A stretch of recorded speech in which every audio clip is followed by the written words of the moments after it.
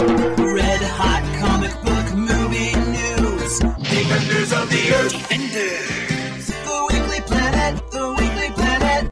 Welcome back, everybody, to another episode of The Weekly Planet, where we talk movies and comics and TV shows. My name is James, also known as Mr. Sunday, and with me as always, thank goodness, because what would we do without him? It's Nick Mason. Thanks, it's great to be here, James. I'm doing compliments from now on. I love that. People think that I'm rude and mean, and I want to change that narrative. Who thinks that? People who tell me? Give us a complete list of all the people that think A complete list? Yep. You mean my grievance list? All right. Oh, no, James, no. You've already fallen back in your old ways. Big week. Speaking of falling back into their old ways. I mean, firstly, I Jason was Statham, but yeah. I Sorry, was going to say I was an episode of Who Knew It with Matt Stewart. We did know it in the end. Tell me. I did know it. You did know it? I did know it. Wow. You better believe I did know it. But it's myself and Jess Perkins answering funny quiz questions in a funny way. We had a good time. Wow. People should check that out, I think. Yeah. After this, obviously. Yeah, obviously. Yeah. Yeah, great. Is he more positive than me? It's a great question. I hate that about him. Yeah. You know? Yeah, Do you ever feel that about someone else? You just don't. Just a resentment? Yeah, Do you have that? You just meet him or don't meet him, and you just don't like him. I don't like him. Yeah. Who are we talking about? Matt Stewart. I don't like him. Wow. Yeah, great. Really good show. Check it out. It will be linked below. This week, though, we're going to be talking about the Meg 2 The Trench. That's right. In addition, It's just Meg 2 The Trench. It's Meg 2 Trench? Yeah. Is it? Yeah. It's not The Meg 2. No, it's Meg 2 The Trench. I thought it was the Meg 2 The Trench also, but clearly some hoity-toity executive, some bean counter out there was like, no, let's just make it Meg 2 The Trench. Something sounds Too wrong. many thes. Yeah, you're right. Yeah, I was going to say because that is too many thes. But then it shouldn't be Meg 2 then, should it? No. Because the first one was The Meg. The Meg. We're right and they're wrong. I agree. Add them to your grievance list. And put my name at the top of your grievance list as well. Now it's James and Meso's grievance list. Okay. Oh, I thought you meant add you to the grievance list. You can if you want. Well, you are at the top anyway. I know. But add me to that. Okay, cool. Because I'm my number one hater, as you know. I do know that. We're going to be talking more delays. We're going to be getting into some strike news, including some things that Stephen Amell said, in addition to some other CEOs and such who have some very interesting things to say. Oh, boy. We're going to be getting into some news of The Witcher and why it wasn't very good from somebody who made it. They're going to explain it. Oh, the current season or just generally? Just generally. But oh, wow. Yeah, we're going to talk about Wonder Woman 3. We're going to be talking Fantastic Four Rumours. We're going to talk about some controversy behind Barbenheimer. Is there really? What hates men? I don't know if you Oh, saw my that. God. They do. They both hate men. I didn't realize it. men, Oh, my yeah. God. One more than the other. Yeah. No, it's a different thing, but we'll get into that. Interesting, right. We're going to talk about something that may have happened with Secret Invasion, like why that turned out the way it is. That should be our new segment. Why did this happen? With Secret Invasion. We Secret could do it every Invasion. week, I Yeah, think. that's right. Because we produced a little video, and when I say we, I mean Rob Collins did an incredible job putting that video together that's on YouTube. Yeah. And a lot of people are watching that, so that's a bit of fun. This is why it's like I think it's the biggest video we've had of the year so far, like growth wise. Uh-huh. It trended, which hasn't happened to me in like 6 years. Huh. Or Rob Collins. And look, it's the great editing. It's an incredible thumbnail. I'll thank myself for that. That thumbnail is very good. Obviously, we were both killing it in that video. But this is why like shit like this takes off. This is why channels Just focus do on this, this kind yeah. of stuff because it gets traction, you know? And that's what we're going to do now. Yeah, that's right. Well, because then what happens is, and we've talked about this off air, I think, is that a lot of cases people maybe they have a bad week and they're like, you know what I hate this particular actor or whatever it is, Yeah. and they make a video and it gets a million views or 2 million views, and then they're like, Oh well. now this is my personality. Exactly. Do I continue to do this because they've tasted the highest heights? You know what I mean? And they go, well, I like tasting the lowest lows. oh yeah, that's the stuff. And then I guess you go, well, do I become someone who every week has an opinion where I hate everything, Yeah. or do I just go back to what I normally do and get 50,000 views or whatever, or less, and I think a lot of people just quit after that. Sure. Happens. But some people go, well, I'm very happy to pretend to be mad. I'm just going to pretend to be mad every week. It's easier when you are mad. That is true, actually. Yeah, that's what I find. Yeah. Yeah. We could just make videos off your grievance list. Hey, speaking of grievance listers. Yeah. Sorry, speaking of grievance lists. Grievance listeners. General grievance. Yeah, this is from IndieWire. Here's a bit of news for you. And Okay. I love this.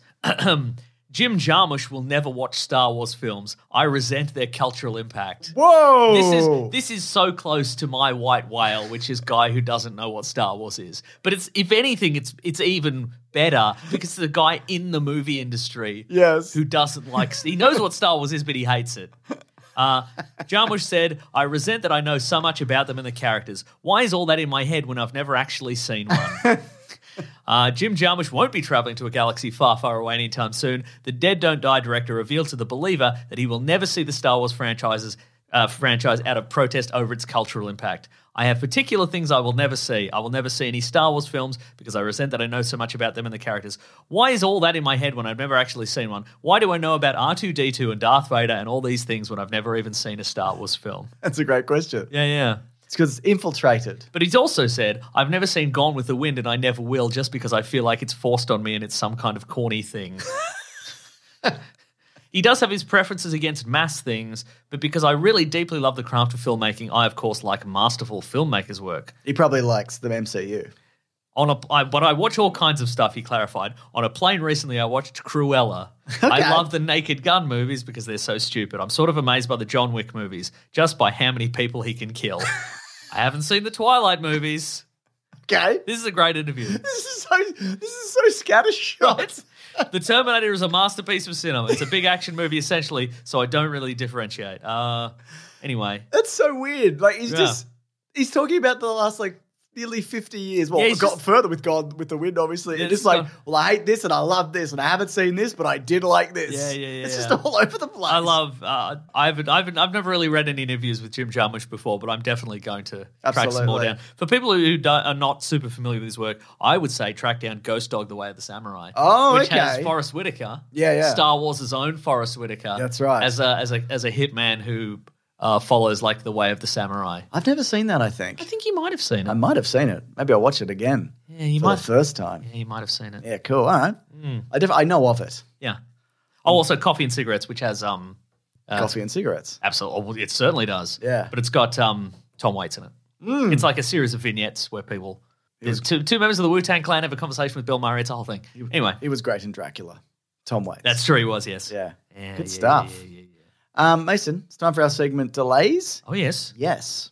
Yes, please. Now, because we recorded a bit early last week, we missed this bit of news, but Kraven the Animal Man, that's been pushed back. What? From October of 2023 to August to 1 year from now of 2024. Whoa. Yeah, because obviously they can't get actors out to promote their movies at the moment. That's true, and they're worried by the time October rolls around that that's still going to be the case. Mm-hmm. And you really need somebody out there pushing this movie. That's right. Influencers? Yeah, scabs. Well, did you see Mr. Beast got in trouble this week? I did see that, yeah. But, I mean, it seems as if it was fine. Like, it was something that it was within the rules of SAG something or whatever. like that, and he also donated the money and whatever. Okay, right. Yeah. Because he's in it briefly. Yeah, he's got a cameo. Yeah, in Ninja Turtles or whatever. Which we won't be talking about. Ugh. Yeah, it's not out here yet. I'm annoyed, Mason. Yeah, we're gonna watch the Meg 2. Meg 2, and the next week we're gonna... Oh, folks, just to get ahead of this, next week in Australia sees the release of both Gran Turismo and Dracula on a Boat Again. Which do you think we should watch? If we only have time for one. Or both. Yeah. We're not Barbenheimering this. No. Yeah. I mean, I would rather watch Dracula on a boat, but I guess. We're not doing Drac Turismo. No. It's not happening. My goodness. We're not doing Granular. No, it's that's not happening. Good too, yeah. It's not. We don't have time. No. So I kind of want to watch both though. I mean, we will eventually. Yeah, we will. If there's nothing the next week, we probably will. Yeah. But see how we go. Because I think my guess would be Gran Turismo is probably worse. Yeah. But there might be more to talk about it. Or it's boring. Could be boring. Yeah. I saw there was a recent thread in the Planet Broadcasting Great Mates group on Facebook.com. Yeah, that's right. And there was talking about like topics that we could cover because like I love doing topics, but then you get to this time of the year, big releases every week. Just big releases every week. That's right. Another bit of news, something that's moved, Mason. Ghostbusters, the next one. I think it's called Ghostbusters. The next one. Nostalgia for 40-year-old men. Oh, nice. It's moved from December of this year. Well, I can't wait. I've got to wait 15 years before I can watch this movie then, but all right. To March of 2024. So that's good. Yeah. That's the one where it's back in New York, They're baby. back in New York because Winston's paying for it all. Great. Because he got good at business. And Beyond the Spider-Verse, which is the next Spider-Verse movie, has been delayed from March of next year to indefinitely, question mark. Yeah, we saw this come up a few weeks back, but basically when they finished the first one under much sufferance and everybody crunched and didn't get paid properly, we were under the assumption that they'd started the second movie, third movie, but they haven't at all. Yeah, this one, I mean, obviously, I think we knew this was going to happen because again, the nobody had recorded any lines for this one yet, or maybe the script wasn't even finished. You know, this was in real pre-production. Yeah, but this one to me feels like, or at least it felt like this a week ago, and you know, news has moved on, obviously, but it felt to me like studios going, hey, you like that Spider-Man movie? Yeah. Well, guess what the writers are taking away from you? Guess what the writers and actors are taking away from you? New Spider-Man movie. Guess what? Maybe it'll never come out. And whose fault is that? These people that want to be paid what they're worth. I don't think at this point in my life there's something, if they were like, well, guess what? This isn't coming out. I'd be like, all right. I don't think there's anything where I'd be really upset about. I feel like when I was younger, absolutely. I'd be like, why isn't there a sequel to this? I'm mad about it. But now I'm like, whatever. Yeah, I think if it never comes out, there'll be a big art book. It'll be the Spider-Verse art book, and it'll cover the first movie and the second movie, and then the next one, it'll be like some concept art for the next one, and it'll say at the end, Miles defeated the bad guys through teamwork. Yeah. And we'll be like, figured. Yeah. It turned out he didn't have to kill his family to prevail in the end. Oh, really? In this kids' movie, they found a different way. Yeah. He didn't have to shoot his own dad or whatever. I mean, they're definitely going to make it. Yeah. Because it made so much money. But, you know, it's just a matter of when. This is terrible news. 5 Netflix original movies have been pushed into 2024. Oh, no. Yeah. I was expecting them to come out in 2023, whatever they were. Sometimes there's one out, and then you missed it. Yeah. You know? They might have released 4 in the time it's taken us to record some of this podcast. So I was watching Red Notice the other day. Okay. And you don't have to tell me that. Sorry. Why don't you start a story while I was breathing the other day? We know. And I accidentally went out of Red Notice and I was scrolling through other things and I came across The Grey Man. Yeah, right. I saw Ryan Gosling and I nearly watched it. Nearly watched it. That's progress, I think. That's great. I didn't though. No. Yeah, but one day I feel like I'll watch it. But it's just that I saw Ryan Gosling recently in Barbie. It's got Chris Evans, the Russo brothers directing. I'm like, okay, maybe this is the best movie I've ever seen, maybe. Right. But I didn't watch it. I nearly watched it. Yeah, you nearly watched it. That's like, I don't know if you're cleaning your toilet or whatever, and there's just like some unidentified goop, and you're like, oh, do I stick my finger in it? No, obviously not. But good news. Here's some good news. Okay. Madam Web has actually been moved up from February 16th of 2024 to February 14th, Valentine's Day of 2024. Let's move up 2 days. 2 days. So if you're looking to take a special certain someone. Your best gal that you're going steady with. That's right. Or whoever. Then you can. No, only your best gal you're going steady with. Right. Okay, you're right. I'm sorry. Yeah. So there you go. That's exciting. That is exciting. So here's something via Variety. Stephen Amell. It was at a panel, and he got in a bit of hot water for this. I'm just going to read it out. Was he at a panel after the strike? I think he might have been at a panel. You can do panels as long as it's not promoting something. I see. So you can appear on things as long as it's not in. So you could go Do you think he intended to promote something? Yeah. No, I think this is definitely, Yeah. Okay, let's continue with the story, yeah. He said, I support my union, I do, and I stand with them. I do not support striking, I don't. I think that it's a reductive negotiating tactic. I find the entire thing incredibly frustrating. I think the thinking as it pertains to the show, like the show that I'm on, that premiered last night. There it is. I think it's myopic.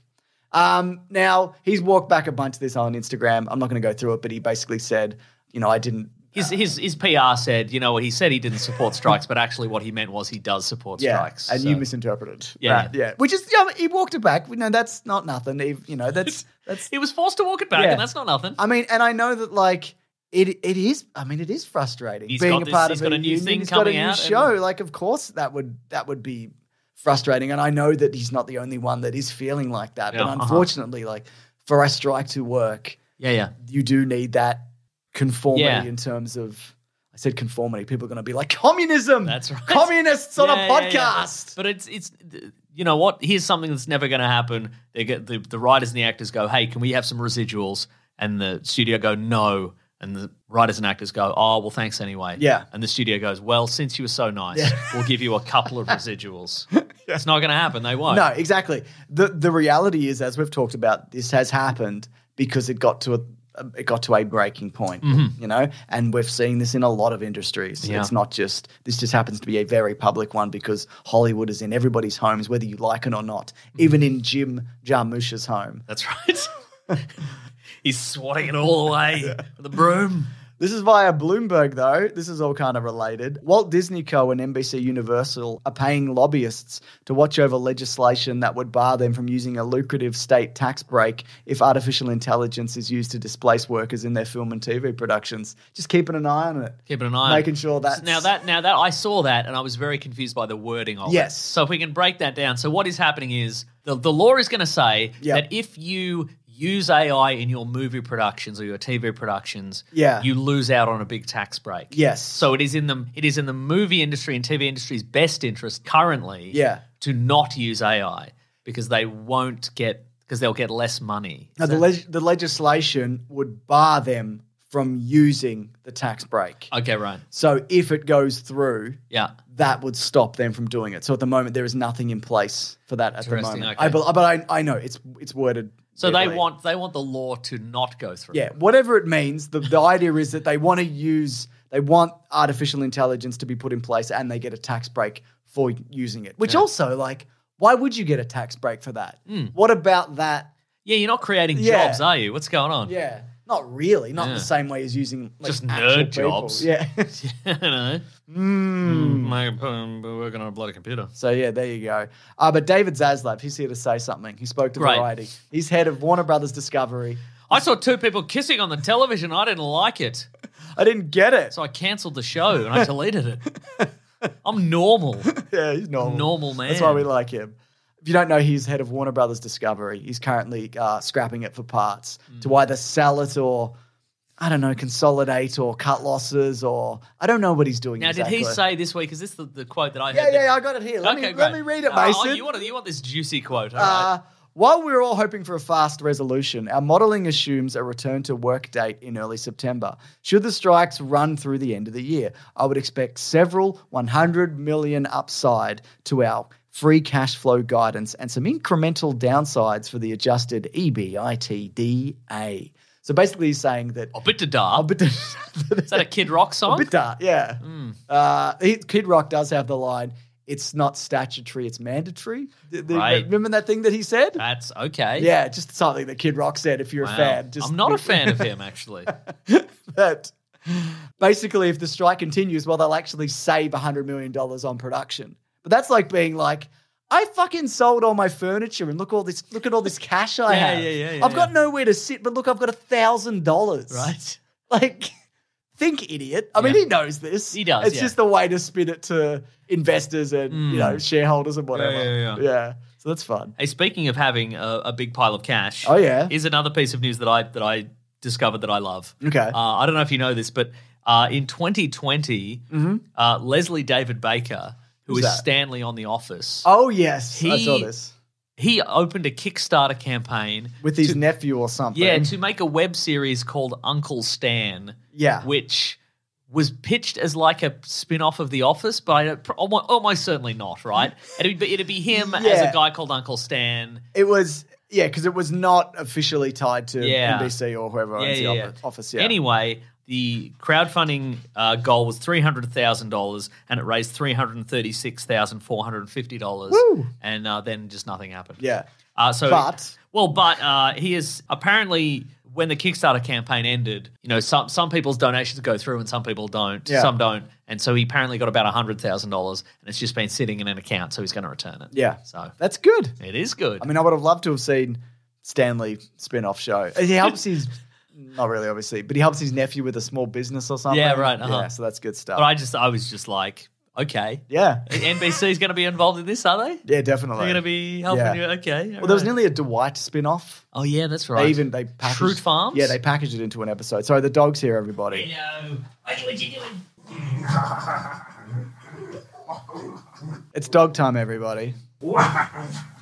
It's fun how Ollie comes for a visit. I think it is too. So speaking of money, though, $15 million has been raised for the strike fund. Oh, yeah. For those people who don't know, that strike fund goes to help people who are part of the unions and who are basically struggling to make rent, basic necessities, things like that, which they were already doing. But obviously when you're not working at all, that becomes a problem. And some people have donated like $1 million Well, each. some names this week we saw: George and Amal Clooney, Lucinda and Matt Damon, Leonardo DiCaprio, Hugh Jackman. Matt Damon's wife is Lucinda Damon? Yes. There you go. Hugh Jackman and Deborah Lee Furness. They're married, by the way.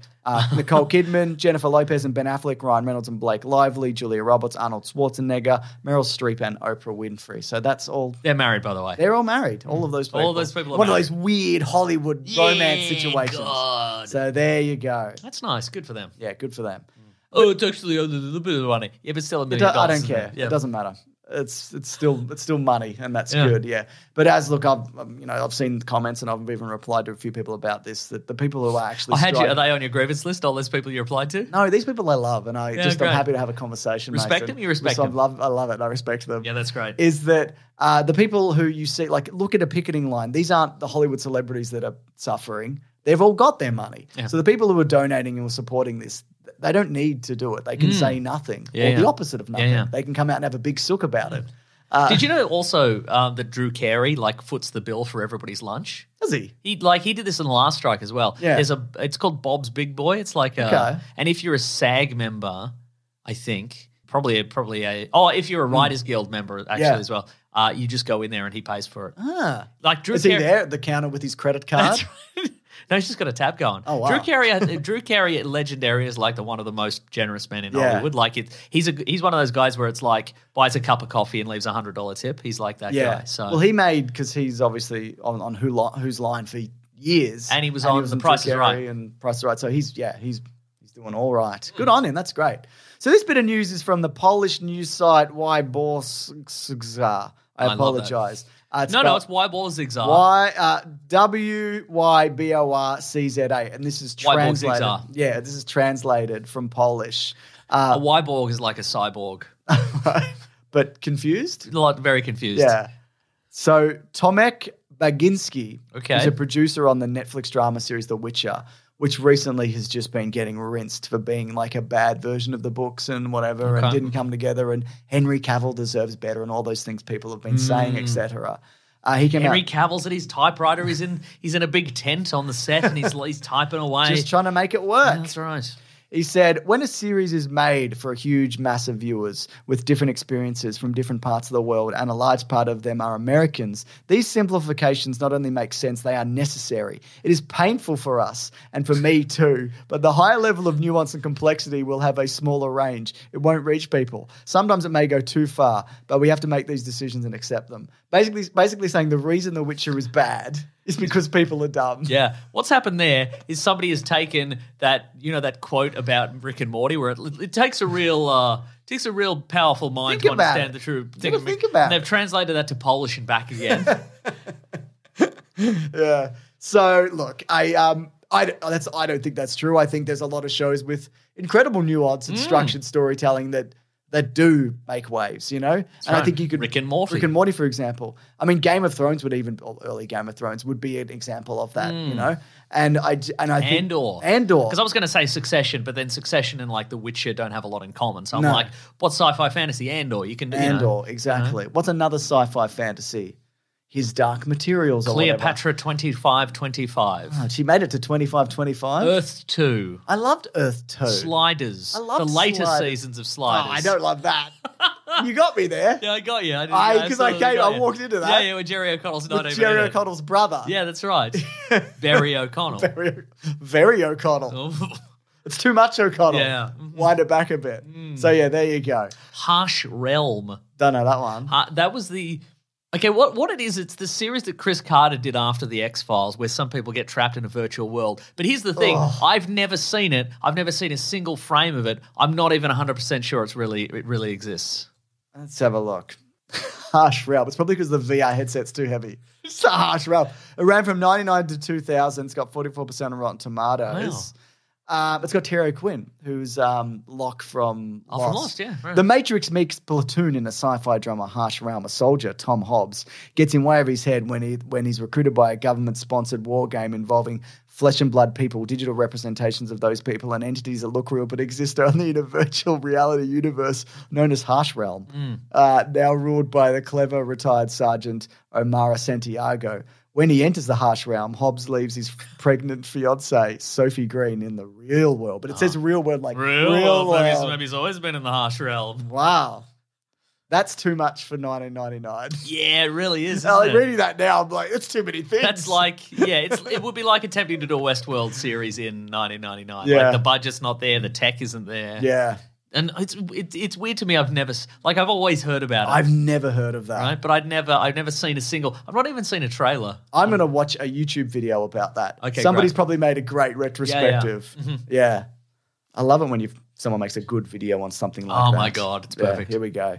Wonder Woman 3 news, Mason. This is via comicbook.com. Apparently, Gal Gadot said, I love portraying Wonder Woman. It's so close to and dear to my heart. From what I've heard from James and Peter is that we're going to develop a Wonder Woman 3 together. Apparently, Patty Jenkins is out. Her version of Wonder Woman 3 didn't align with James Gunn's vision for the DCU. But there's some other news from, we'll talk about these guys, have some other scoops after this, from the Hot Mike podcast with Jeff Snyder and John Roker. And Hot Mike. Yes, and Hot Mike, where they're saying that she is actually out. Right. And that they were just being like, yeah, we'd love to work with you in the future. They saw her at a party. Yeah. She approached and she was like, what's my future in the DCU? And Gunn went, oh, yeah, you're still in it. Good, I reckon. Yeah, good. I mean, it's not, we've got to talk to the money man. I'm sure he's talked about how that they are going to do something with her and that actor specifically, haven't they? But yeah, I don't know, we'll see. It would be, I know people are upset because if they fire all of the Justice League. Except Wonder Woman and Aquaman. But he's going to be Might Lobo, be Lobo. probably. Yeah. Yeah, because people are like, Henry Cavill deserves better, etc. Get on that typewriter, Cavill. That's right. Get back on it. Punch up that Superman script. He's all right. He's got 4,040K or whatever. He's got Warhausen 40K. Yeah, he absolutely does, yeah. We've got to defend the Warhausen. From what? Orcs, I think. Yeah. Yeah. Is that big armor they're wearing? Yeah, Oh, no. That's right. We should get our big armor. It's right here. I'm in mine. Yep. I'm in mine already. I on you. What? I got a sword and it's also a chainsaw. This is all actual dialogue. This is great. Yeah. Can't wait for the show. So that's fun. Anyway, Fantastic Four rumors. I've got a whippersnipper, but it's also a laser. Fantastic Four, the new one. This is by the Hot Mike podcast with Jeff Snyder and John Roker and Hot Mike. Yeah. Apparently, Vanessa Kirby is Sue Storm. Yeah, right. Mission Impossible movies, Hobbs and Shaw, other things. I like things, her. yeah. Good choice, I think. Yeah, Jason Statham's big sister in Hobbs and Shaw. Yeah, that's right. They said that they thought that Jack Quaid was playing Johnny Storm because they heard the initials JQ. Jack Quaid has come out and said, from The Boys, and come out, and Oppenheimer, he's come out and said... And Star Trek. Yeah. Said that he's... And Auntie Donna. And Auntie Donna in that one skit. He said that, in the new Superman show... Yeah. Said that, no, he's not playing Johnny Storm, but then he said, here's where you donate to the Strike Fund or whatever. Oh, yeah, nice. But apparently the actor is Joseph Quinn. He's from Stranger Things. So, he's Eddie, right? He's Eddie, yeah, so I don't mind that either. I've seen people very down on that. They're like, oh, this guy, this Uggo. He's not, seen him? He's not blonde. Right? He's handsome, isn't he? I mean, if you put him in like a loose 80s Metallica t-shirt and a wig, then that's not what Johnny Storm looks like. As much. But no, I think he could definitely do it. Adam Driver is apparently unlikely for Mr. Fantastic because he didn't connect with the script. But it's said that Matt Smith is in. You're just going to have to get him away from the Morbius universe. You're going to have to pay him a lot of money. That's right. Not to reprise the character of Milo. Yeah, that's right. Milo Morbius. Morbius's brother. That's good stuff. So if all of that is true. Yeah. Also, who's the guy from The Bear they think might be the Thing? Not the Bear. Eben Moss background. Yeah, he was in Andor as well. And was he? He was Micro in The Punisher. Oh, was he? Okay, cool.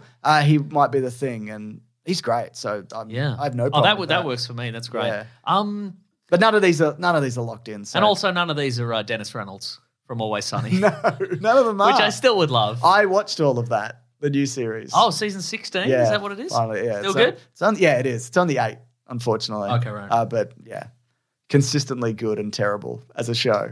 Yeah. Let me ask you this, because I haven't kept up. Yeah. But I still, I'll watch it and enjoy it. Yeah. I guess I'm going to have to watch a season at a time from like 10 up. Yeah, I think that's maybe where I'm up to. I watched I think it was a Captain Midnight video on Always Sunny. Yeah. Apparently Charlie Day never wanted to switch out from 4:3 aspect ratio and standard definition. Okay. And now they're in, modern framing and what was his reasoning for HD, that? because it just looks better as like a bad sitcom. Yeah, Like it's okay, kind fair of enough, yeah. it looks grubbier. Yeah. and it it's not meant to be a show. It's not meant to look good. It's not meant to look like a movie. Yeah, I mean, and it doesn't. It still doesn't look Okay, good as a good, show. right. But it's not 4:3. Yeah, Well, right. because, I mean, you obviously know that, but yeah, it's been going since 2005. Yeah, crazy. So right? there you go. Anyways, Mason, we all laughed about those Barbenheimer memes, didn't we? We sure Actually, did. I think if I recall correctly, I did one big laugh. Yeah, well, you laughed and laughed, and I went, No. ha! And then I just stopped, and then I was stony-faced once more. if I recall, you probably laughed too much, and I didn't actually laugh much at all because it's actually, I thought it was in poor taste combining those two things together. I actually said, that's darkly funny. And that's inappropriate. That's all I said. Well, the Japanese thought what you think is inappropriate, Mason. Well, I think lumping all the Japanese together into one is inappropriate. So I'm sure some Japanese people thought it was fine. Well, I don't know about that, Mason, because I would never assume to speak on behalf of all Japanese people. Ah, damn it. Unlike the thing I just did. Anyways, here's the news. Okay. Japan's Barbie Twitter account responded to how the US Barbie accounts were supporting the memes of the mashup between films. So this featured images like Barbie smiling next to a nuclear explosion from the Oppenheimer promotional material. So basically, they those memes were circulating officially through Warner Brothers, like they'd retweet a thing where Margot Robbie's propped up on the shoulder of, Oppenheimer and whatever. Anyway, they said, we consider it extremely regrettable that the official account of the American headquarters for the movie Barbie reacted to the social media posting of Barbenheimer fans. We take this situation very seriously. We're asking the US headquarters to take appropriate action. We apologize to those who will be offended by the series of inconsiderate reactions. That's why Warner Brothers Japan. Now, Warner Brothers America have since come out and apologized for that. And also the way this also came to a head is because apparently Japanese Twitter were responding by doing mashups of Barbie and 9/11, which I also thought was in poor taste. I didn't do a big laugh either. Interesting. So yeah, just a little bit of real world seeping into our movies, which I hate. Keep politics out of movies, That's Mason. right. Stick to your Star Wars where there's no politics. That's what I say. Exactly, yeah. That's right. Here's something that's actually via Reddit user CostasPat257, and it's via Secret Invasion. Now, this user has broken down the timeline of what happened with Secret Invasion. Okay, so this is out in the real world. Yes. This isn't in the timeline of Secret Invasion. This isn't within the MCU. Exactly. Because we got to know when Rhodey was become a Skrull. No, we don't. No, we don't. We don't need to know anything. We don't need to know. I also love, just as a side note, I love that the director came out and was like, well, he became a Skrull here. But then also he's like, but we'll see how we go, won't we? Yeah. So nobody knows. No, absolutely they don't. Yeah. Rhodey became a Skrull at precisely the point where it means people won't be mad at us. Right there. The sweet spot. So apparently, also, you know what's going to happen? What's happening? I'll tell you what we're going to do. What are we going to do? Spoilers for Secret Invasion if you haven't seen it, but who cares? Don't worry. I reckon even if Rhodey was turned into a Skrull after Civil War, so Infinity War and Endgame, he was a Skrull. Yeah. And real Rhodey was in the basement or whatever. I reckon they'll just go the thing with it's a memory link. The memory thing with the lights, it was a memory link, so I'd be like, man, I do remember it. Yeah. I actually do. I wasn't there, but I do remember I it. remember Tony Stark's funeral. Yeah, that's right. Yeah. It's pretty cool. Yeah. It's cool as hell. Yeah, I went, I'm the Iron Man guy now. Yeah, that's right. I got the Iron Man suit in my car. It's cool as hell. Anybody want to see it? Oh, you're all gods and whatever. I mean, I would. Yeah, I would see it But too. if I was in the MCU, I wouldn't want to see it. I'd be like, no, thank you. Interesting. There's probably more interesting things happening anywhere else. Also, I think calling it War Machine is in kind of poor taste. I agree. And I mean, it's darkly comic in a way, and I'm like, it's darkly comic. I can see that. I just find it in poor taste. Anyway, so it seems as if, and I didn't realize this, but showrunners were switched. So Kyle Bradsheet. Great name. First of all, great name. I agree. He wrote on Mr. Robot. He was switched out, it seems, for Brian Tucker, who wrote on movies such as Broken City with Mark Wahlberg and Russell Crowe from 2013. Okay. I haven't seen that movie. I don't know anything about it. But apparently he had to rewrite most of this series in 3 months. And then they had to reshoot it in 4 months. Okay. But Samuel L. and you can tell watching it because it's a fucking mess. And Samuel L. Jackson was only shooting his scenes for 3 weeks of those 4 months. Oh, wow. So might be why that this is the way it is and it cost $212 million or whatever it was, which you could have made 2 Oppenheimers for. Yeah. Yeah. And I would have been. I'd love a sequel to Oppenheimer. Yeah, you would. No, just where people are like, that was bad, actually. Yeah. This more just giving him a real drubbing for what he did. You got too curious. Yeah. And then a big bomb happened. He's like, I said I was sorry. God, I got swept No, up. you didn't. Oh, well, I'm saying it now. Well, it's too late. I shouldn't have to ask you for an apology. Well, I didn't think of it before. I didn't think to apologize You didn't before. think of an apology. No. For the nuclear bomb. I thought... That didn't come into your mind. I thought it'd be smaller. Or really big. And then I wouldn't have to apologize to anybody. So I just did that spot. Yeah. That sweet spot of... Sorry, it was perfect. Sorry, my bomb was a Goldilocks. It was just right. Sorry. You know what? I'm not sorry anymore. No, I know. Sorry I saved the world, according to some people. Sorry. So, anyways, I guess off the back of... I had some doubt. Now I don't have any doubt. Yeah, because you've been so mean. This debate went my way, so I'm right. That's right. Anyway, so in regards to Secret Invasion, the MCU is dead. People are declaring it. Oh, yeah. In other news, Deadline is reporting that Loki Season 2, the trailer, has 80 million views, which is the most of any Disney Plus show. Okay. Yeah. So, yeah. You saw the trailer for that. I did see the trailer. No. This is I think it's always been the MCU, but it's also until we build to something again at some point. But this is just going to be it. There's going to be a terrible one, a pretty good one, hopefully a really good one, and it's just going to be that until they stop making it. Mm-hmm, yeah. But I feel like it's always kind of been like that. Or there is a new Kevin Feige who comes in who's just like... Slop. Oh, okay. I was going to say the other direction. No. But this guy's demanding slop. Yeah. Okay, wow. I was going to say a fresh set of eyes and, somebody who would No, old slop. slow it down kind of thing. No, fast slop. Fast slop. Okay, that's great. Well, that's apparently what Kevin Feige is doing. Yeah. Is stripping it back. No. But yeah, I really like the look of this. We got Kei Hui Kwan as some sort of TVA employee. Is that because of his performance in Everything Everywhere All at Once? I mean, his performance, yes, but as it before. Oh, interesting. Okay. Before that came out. Interesting. Okay. Yeah. That's a bit of fun, isn't it? Yeah, because otherwise he probably would have been in a movie or something. That's true. But then again, there's some big players in this TV series. What else? Very little Kang. Well, yeah. What's interesting about that, because I've seen completely different reactions. I saw some people go, well, he's obviously been cut out of the show, and some people are going, wow, he's doing a lot of that trailer. I think he's going to be a really big force in the show. I think he'll be exactly what they need him to be for whatever they're moving forward with. Yeah. Whatever that looks like. Yeah. Which we don't know yet. Also, maybe it's the cynic in me, James, but perhaps they went, boy, we really need 80 million people to watch this trailer and a lot of people to watch the show. The easiest way to build some controversy for this is to keep him in the trailer. I'm sure they definitely factored and then everybody will be like, they still even, regardless of where that is going, because we don't know, in terms of legal issues and his career and his contracts with, movie studios and Marvel and all that sort of stuff. Yeah. I think they probably just went, boy, people talk about that guy, don't they? So let's put him in, kind of thing, Yeah, absolutely. And it may even be that might be it. Yeah, he might just be in that one scene. Yeah, because we see a big. Is it a statue or something, or like his face emerges from something, and then Loki and that's the guy. Yeah, Loki and Mobius go to a show in the past. He's got an old timey facial hair, and they see Victor Timely, and for all we know. That scene, they might go, he's on stage now, so we can go and do a heist. And then they just don't. Like, it doesn't factor in at all. We don't know yet, so. He's on stage, we'll hit him with a brick. It's the perfect opportunity. Yeah. So there you go.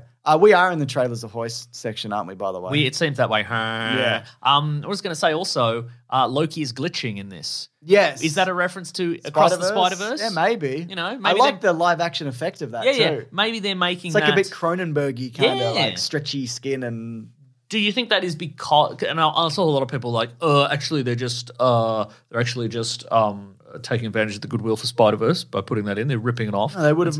Yeah. They made it ages ago. Exactly, but also, they're meant to be in the same multiverse. Spider-Verse mentions. So it would make sense for the rules to be the same. So where's that going? That's a bit interesting. Donald Glover is in Spider-Verse. That's Mason. right. They mention Tom Holland, Doctor Strange, and whatever. That's correct. They do. We don't glean a lot of the plot, though. Really. No. I mean, I don't care. I'm just looking forward to Loki and Mobius and Sylvie just having a bit of a muck around. Yeah, she's working at some kind of donut shop or something. Working at a donut shop. Let me check Loki. Release date October 6th. So there you go. That's coming up.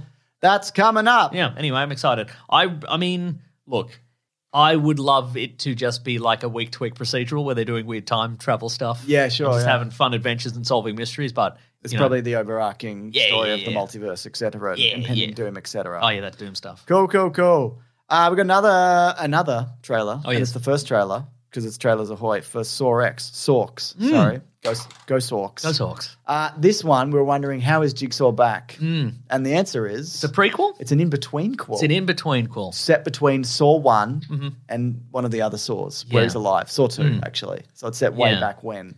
Because I've seen some of the Saw movies. Yeah. I've seen 1, 2, 3, maybe some in the middle. Saw... We saw the last one, Jigsaw? Spiral.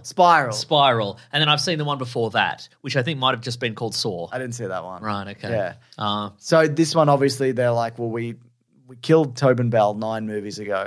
Even though he kept coming back, even though he was dead, they do flashbacks and whatever. What if he made some videos? What if he did make... What if he made some threatening TikToks? He was ahead of his time. Yeah. He died in 2007. He's pointing at like, cut off your leg and you'll live. Then somebody walks in the back. It's somebody him walks through. Yeah. I'd love it if it was in a shopping centre. Like, like holding up an escalator. Like, you ever see those? Yeah. It's him and his apprentices and they're all doing a dance together. Yeah. Be great. Or maybe he's making the people he's torturing do a TikTok dance. Maybe they're doing that's probably true. Okay, so this one is, because the premise was that he was diagnosed with cancer. Yeah, he had a brain tumor. Yeah. And he goes to a special facility that promised can cure him. But then they're like, tricked you. We just took all your money. That's right. And who cares? He's going to die. And now he's got to do big revenge on all of them. He's going to do big ghoulish activities. Which, again, I've been entertained by some of these, but also I don't like that his philosophy is so oddly defined and it varies from movie to movie. He's a bad guy. He's a bad guy. Yeah. He's bad. The worst part about him is his inconsistency, I think. Yeah. That's darkly funny, but I don't find it funny at all. Well, you wouldn't. But just that sometimes it's like, well, I'm gonna murder you for revenge because you didn't cure my brain tumor. But then sometimes it's like, you're sad because your daughter died and then you don't appreciate life, so you've got to cut your feet off or whatever. And it's like, why? It's almost as if he has a brain tumor. See, that's the thing, isn't it? Because it's like, well, actually, he's crazy. So all his to the extent that anything he does makes sense. That's Yeah, I don't like him. I don't like him either. Some people might be fans, but I don't like these weird pig masks that he wears sometimes. Yeah. But not anymore. Anyway, apparently the bathroom reappears. What I love about that, and I think we've talked about this. How many people could possibly be hiding in that bathroom? Yeah, exactly. In Saw 1, Yeah, is that you have to, because they just used it. I can't remember whether it was a set or I think it was a set, I assume. But then it was made on the cheap, and now you have to recreate that exact bathroom, which is way more expensive. Tile cracks and you know what I mean. And if it's set after, then you got to place everything that's broken on the floor properly and all of that. I think they should do it like costumes in the MCU, like. The next movie, it's the same, but it's got more textures on it. And the next one, it's like stealth mode, so all the tiles are black. Maybe a double sink. Yeah, absolutely a double sink, sure. Saw couples edition. That's exactly right. Double toilets. Yeah, cut your tongues off together, whatever. That's right, that's great. Yeah. You talk too much, cut your tongue off. Oh. Could I just be a bit quieter? Yeah, I guess. Okay, see ya. Bye. All right, Mason. Sometimes he's just, you'll never shoot this person with a gun. No, I will. You'll never shoot. Oh, isn't there one where it's just like, you'll never shoot me? And then you'll never shoot me. I would absolutely shoot you. Yeah, I will, actually. You would never. I'm gonna. Bang. What if you accidentally shot someone else? Well, I'd shoot again. I don't know these people. Bang. They're all probably terrible. Yeah, right? I don't know. Yeah. You also, tell me. I'm terrible. I don't care. Bang. Ninja Turtles Mutant Mayhem came out this week. Not here, though. Nah, we can't talk about it, Mason. We had to see the Meg 2. No, sorry, Meg to the Trench. We didn't have to see it. No, we did. We could have just ended the podcast here. On a budget of $129 million. Well, on a budget of $129 million, we couldn't end the show here, I think. No, We'd be wasting the money. Our investors would want their money back. So, you mean Meg to the Trench? Well, they both coincidentally, these things both have $129 million for the budget. It is made in the box office on its opening weekend, $45 million. It's come in behind Ninja Turtle. Sorry, made $25 million. The first one made $45 million in the opening weekend. Ooh. But also Barbie and Oppenheimer are still out and doing well. I think Barbie's still number one. Ninja Turtles did better than this. This is the way of the world. The Meg not making the waves hasn't got quite the bites. It's not as cool as Deep Ocean. Atomic explosion. No, it's not, is it? Yeah, no. That freaking explosion was sick. Yeah, that's right. Yeah. Yeah. So yeah, it's doing okay, and it might carry. Who knows? But not great. Not a great return, it seems, at this point. But also early numbers, we'll have to see. What do you think the story was? Oh, come on, mate. For Meg to the Trench. Come on, mate. I'm in a vulnerable spot here. I just watched Meg to the Trench. Yeah, I know, right? All right. So if you recall the last Meg, nobody does. Yeah. Jason Statham had to fight the Meg, but actually there was two the Megs. A second the Meg. Because they went down into the thermocline, which is a point in the ocean, and the Meg, one of the Megs escaped or Man, something you're telling to the Megs. You're really speaking my language. That's right, but this time it's the future. It's years later because time has passed in the Meg universe as well as it has passed in the current universe. It's crazy. And it's crazy how they did that. Jason Statham has a daughter who might be his adopted daughter or From something. the first one, From the maybe? first one, I think. Yeah. Yeah, maybe. There's some people in this who you're like, were they in the first one? And the answer's maybe. There's some people in this where you're like, how are they in two submarines at the same time? And then you realize they're different people. Anyway, Jason Statham, he's doing good around the world, but he also works for a company, which might have been in the first one, that is now using its incredible advanced technology to explore the below the thermocline. Love that at 25,000 feet. They're putting on getting in the little submarines. They're putting on their little diving suits. It's their own Jurassic World. That's right, but then they go down there, and what's down there? There's more weird stuff, not just the Meg. I mean, but it's mostly the Meg, and then there's the Meg that they raised the Meg. One guy thinks he can train the Meg. Yeah, and maybe he can. And then maybe there's some other parties who also want what's in the trench. But they're there and they're causing trouble. But who's more trouble, them or the Meg? It's hard to say. Probably both. Yeah, both, I reckon. Probably more than Meg. Or capitalism. Ultimately, I think probably capitalism. Yeah. This is capitalism versus scientific discovery and wonder, I think, is what it is. It's a real Jurassic Park situation. It's a real, those guys died in the submarine situation, isn't it? Yeah, it really is. Yeah, I tell you what, Mason. This movie was ahead of its time. I didn't like this. I think the first half is better. I think the second half is better. Oh, really? I was really looking forward to the second half, and I didn't think it delivered. I thought this movie was almost entirely building up to a second half, which is what I want, which is various giant monsters menacing people at a luxury resort. You know? But you didn't like that. That was I thought the payoff wasn't. Look, basically, this movie is Jurassic World, which is weird because didn't come that long after the last one, whereas Jurassic World was like 30 years. I can't remember, 20 years. It was the movie Underwater, if you remember that movie. No. It was the movie Piranha 3D. It felt a little Piranha 3D, didn't it? It's, I guess, also The Abyss as well. There's a bit of The Abyss. Piranha 3D PG. Yeah, exactly. Piranha 3D had boobs. It did have, you might be right. But, no, you are right. That is true. But I just feel like so the first half is set kind of, or maybe a bit more, is set in the trench. That's right. And it's this kind of deep exploration. They're trying to survive and whatever, and there's Megs about and other creatures, and they have to get back to the surface. And then, because at the end, like the Megs are going to get loose on a resort. And so I was kind of like, this is fine, this bit, I don't mind this, it's okay, and I don't care about any of these characters, but this is fine. When the killing starts. Yeah. That's when that's going to be it. Yeah. Off. This movie's going to get overdrive. It never quite kicked off for me. Is it because this is PG-ish? Yes, probably. That's a factor, and I think it's PG-ish, and the kills and that aren't creative enough to be interesting. It's just like chomp. There is one Chomp. that is from like the inside of the Meg's mouth. That one, view, yeah. And it's doing a big munch on a bunch of beach Big goers. munch on a big bunch. munch. Big bunch on a bunch. And you want a big munch on a bunch. Yeah. But I think also, there's some special effects in that. I love special effects. Me too. Yeah. With Jason Statham jet skiing. I love visual effects too. Yeah, just to be clear, because when you say I love special effects, people are like, oh, so you hate visual effects. Well, I like them both. I thought you hate visual effects. Do you think that just because I said I love special effects? Yeah. Well, no, I like both of them. Okay. I like both types of effects. We should have clarified. I did. Oh, okay. You stopped listening. No, I was just trying to make sense of what you were saying, but I could Made just perfect sense. You were just like pulsating hate. Yeah, that's true. I'll tell you what, we'll put special effects on our list. Okay, put it on the grievance list.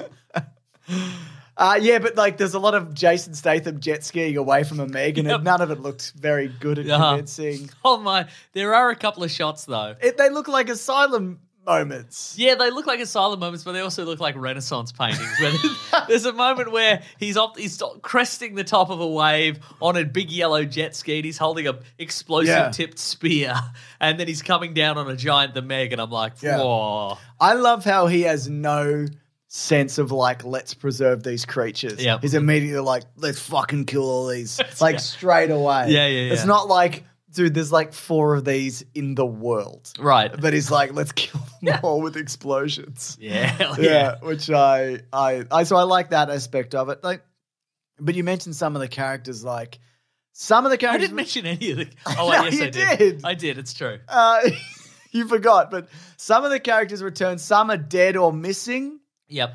Including the love interest from the last one who had the daughter. She died in between movies somehow. You didn't have to do that. You could just be. His best mate is a Chinese action star. His best mate's Cliff Curtis. Sorry. Cliff Curtis. Love Cliff Curtis, by the way. Bless him. He's really good in this. Get that cheese, Cliff Curtis. Was he in the first one? Maybe. I think he was. But he might not have been. Are we might be confusing him with other noted New Zealand actor Jermaine Clement, who was in Avatar too. Of course. Yeah. They do look very similar. But I found like the new characters in this like less interesting. There's a character called Comic Con, and I don't think it's his name. Oh, the guy, the handsome nerd guy. Yeah, but he's like, I like Comic Con and I love generically branded action figures. Yeah. And it's like, dude, this is fucking Warner Brothers. Give him a Batman Funko Pop or something. What are you doing? Yeah, it was weird as well. They had that conversation. You like dressing up at Warner and going to Comic Con? Yeah. They had the conversation of like, oh, this guy's got a lot of toys. Oh, they're actually figurines. Oh, no, they're actually toys. Really? It's not 1999 anymore. What are you doing? It is 1999. Oh, my God. The only movie that did that well. I've been in a coma. Yeah. And I've been imagining that I've been doing a podcast. 40-Year-Old Virgin did it well. Yeah.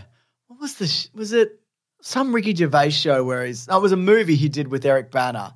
And he's like, I love collecting my vintage Marvel action toys, and it's just like whatever the latest hot toys were or whatever. So it's just like, I hate that shit. At least if you're going to insult nerds, just get it right. Right? I love an absolute But if you were going to insult nerds, why would you get it right? I guess that's you add insult to injury by just putting out, this is my vintage 1970s Thor or whatever, and it's like, no, you went down to Kmart and that's you bought from that. Thor: The Dark World. Yeah, that's right. He's holding the weird red ooze. Yeah, You can see exactly. it. There's a guy that apparently returns, and I'd forgotten him from the first movie as well. Ruby Rose was in that first movie, right? She definitely was, yes. Which I don't think she died, but she might have. There's a guy who's on the team, a guy who has improved himself. Yeah, and that's if right. I had have remembered that previous movie, it's like he apparently couldn't swim or defend himself, whereas this movie he's got a backpack of supplies and weapons, and he's learned to swim karate. and fight. And I thought that was pretty interesting. But he was also, they gave him that default role of like, something happens and he's like, damn, that happened. Yeah. Damn, that shark blew up. Yeah. Or whatever. And you're like, all right.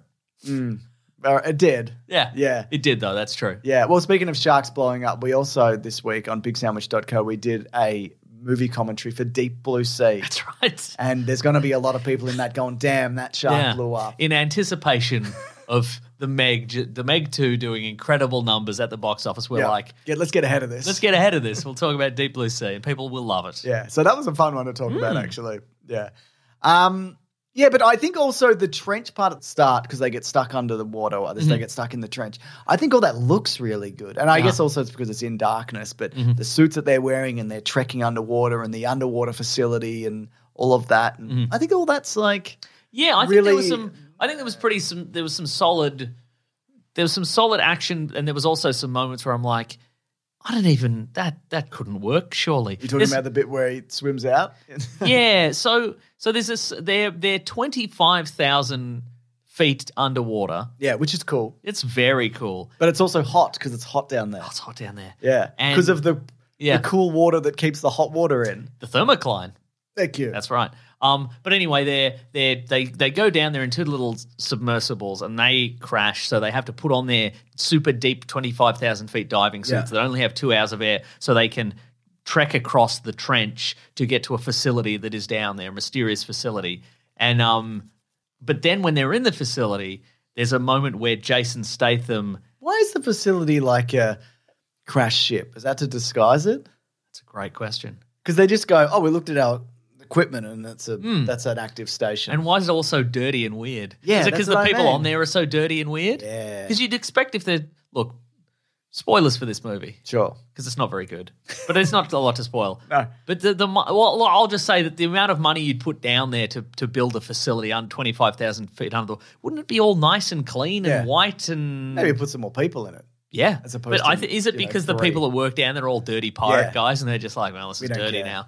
But anyway, there's a moment in it where Statham, in order to some of the characters are trapped in an airlock, and so Statham has to go out of the airlock in a different way and go around the other side. Yeah. And does he go outside? Yeah, he goes outside. You'd die. No, but you'd they explode because he lets air out of his nose very slowly.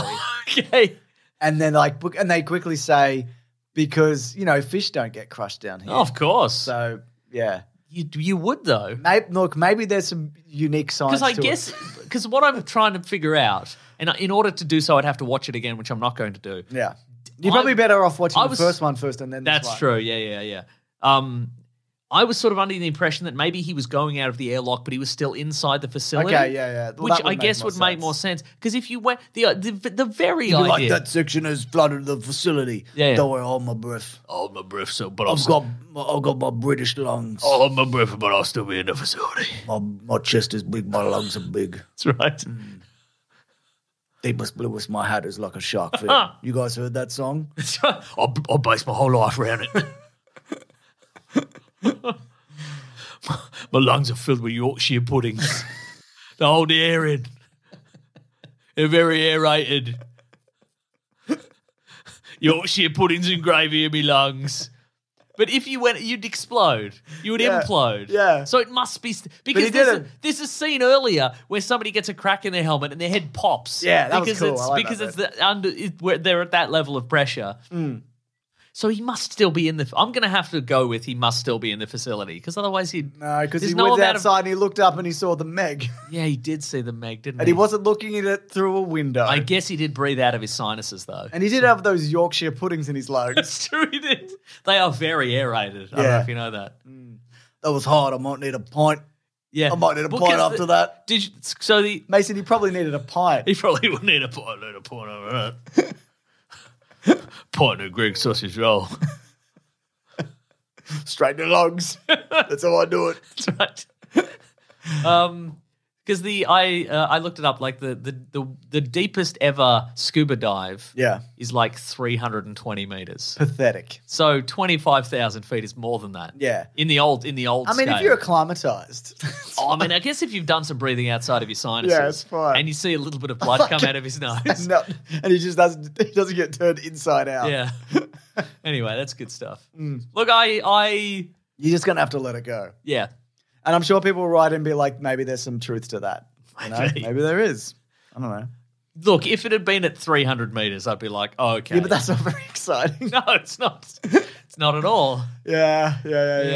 That part was all fine, and they had to get out and get back to their facility, which was being overrun by, this is spoilers, corporate greed. That's because right. the bad guy is a CEO woman, and she's like, I can't believe you found our secret facility because what we're doing, we're damaging the environment on purpose, but nobody can see it because it's under the ocean. That's right. Because if we did it publicly, we'd get into trouble. Yeah.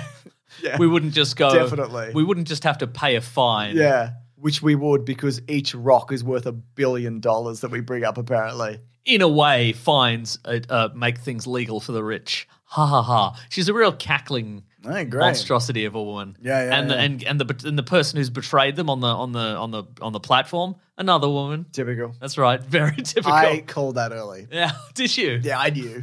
Just cause. Even if she wasn't evil, I think I would have figured it out that she was. Yeah, right. You know. Sure. Yeah. So that's all fun and cooperation or whatever. They just turn on a dime. These they two really characters. do. They're just like, hey, I'm happy to help, and then it's like, but it's time to do evil for money. Ha ha ha! I'm gonna kill everyone. And I don't. And they even did that thing where they call them up on the video monitors and be like, hey, just FYI, I'm going to do big evil right now. Yeah. You wouldn't. No. You just leave some plausible deniability. Exactly. Because if you got caught, you'd be like, I don't know what you're talking about. Yeah, I would never. I don't know what you are talking about, Willis.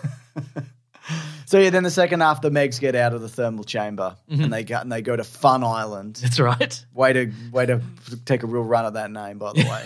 Hey, we need a name for a Fun Island. Let's put Fun Island there. Well, on the day. What about F-Boy Island? Oh yeah, not bad. Yeah, not bad at all. And then so the three Megs turn up and some lizards and there's a big octopus. We forgot to mention. Or a squid? I don't care. Wow, it's got a beak. So does that make it an octopus? I think that's or an a octopus. squid? I think that's an octopus. Yeah. And then everybody just takes a really long time to get out of the water. Yeah. Oh, it's so long. So long. And again, I just think it was bloodless but not very fun. Like I wanted some more kind of creativity, and they tried to do a bit like of comeuppance, to be like, well, this person's a bitch. Watch them get eaten by a shark. That's right. But it's like, yeah, I don't know. It didn't feel. So much of this also did feel like that this was catering for a Chinese release. It's obvious because again, one of his best mates is I can't remember his name. I bring that up, but is a Chinese action star, and it was the same similarly for the first one. But so it just I don't know. It didn't. I don't know. Like it wasn't funny or. At all. No. Look, I do remember laughing at some bits, but if you would have asked me what they were, I could not tell you. Yeah. So. Wu Jing is his name. There you go. I mean, he's no Cliff Curtis. That's so true. Yeah. That's so true. They're clearly really, they're pumping for the New Zealand market there. They're really smart. That's what you want. That's true. That's what you want. Yeah. So yeah, like, people they're hanging out. They are hanging out. It's true. They're hanging out. They're having a good time. Jet skis and I don't know what else. I don't have anything else. No, that's about it. I think there's not a lot to this movie, really. No. I think if you like the first Meg, like you really liked it, there's enough here for that. But as someone who didn't really like the first Meg, the movie that much, this is where we're at. Yeah, look, I saw a tweet today and it was something along. It had just a little screenshot and it was like movies are back and it's a screen. It's Barbie, Oppenheimer, Talk to Me, Mission Impossible, Teenage Mutant Ninja Turtles, Mutant Mayhem. We don't have that. And The Meg 2, which has got 20% on Rotten Tomatoes currently. Hells yeah. Maybe even lower currently. Who knows? But, I think this is a really stacked current movie lineup. I reckon if there was nothing else out that I kind of want to see again, I'd be like, oh, yeah. This is a bit of fun. This was more fun. But just knowing I could have gone into another theater and watched Mission Impossible 7 again. Yeah. If this had have been come out the same, if we had got Ninja Turtles this week, I would have watched that and not watched this at all. Absolutely. Yeah. So even for this show. Anyway, I got some reviews here. This one's from Josh, the 90s kid, who says, #WeeklyPlanetPod. Sorry, but Mutant Mayhem is simply not my Ninja Turtles. They've been mutated into something fresh and unique today's kids and teens can clearly identify with. As a 30-something-year-old man, I demand they continue to make things my inner child can identify with. Nah, just joking. Best movie ever. They even had a you mess with one of us, you mess with all of us moment a la Spider-Man. Well, you would because it's New York, baby. Yeah, that sounds great. Yeah. This one's from Nate Harris, who says, it's amazing what people can create when they genuinely care what they're making. #Teenage Mutant Ninja Turtles. Oh, that one was also about Teenage Mutant Ninja Turtles. Mutant Mayhem, yeah. Right. I think these are all Ninja Turtles. Let me check. This is from C-Ray, who says, I wasn't enthusiastic about... Wait, are you doing a bit? Are you doing a comedy bit? There's no bits here, Mason. Interesting. Who would make a joke at such a time? Such a pivotal moment in the podcast. Well, we'd never make a joke at any point in the podcast. Exactly. So no, let alone now. C-Ray says, I wasn't enthusiastic about Mutant Mayhem, but after I adjusted to the layer of grime in this universe, I was all good. It's got a well-utilized voice cast and characters with changes to the canon that didn't upset. Superfly was fucking awesome. Best movie ever. And Nate says, just saw Meg Poo the Stench. Here we go. Smells like Razzie's chum. Worst movie ever. P.S. I also saw Ninja Turtles and it was really great. Wish you were talking about that instead. Well, we will be on the 7th of September. That's right. When no one cares anymore. That's right. And it's probably on streaming before that.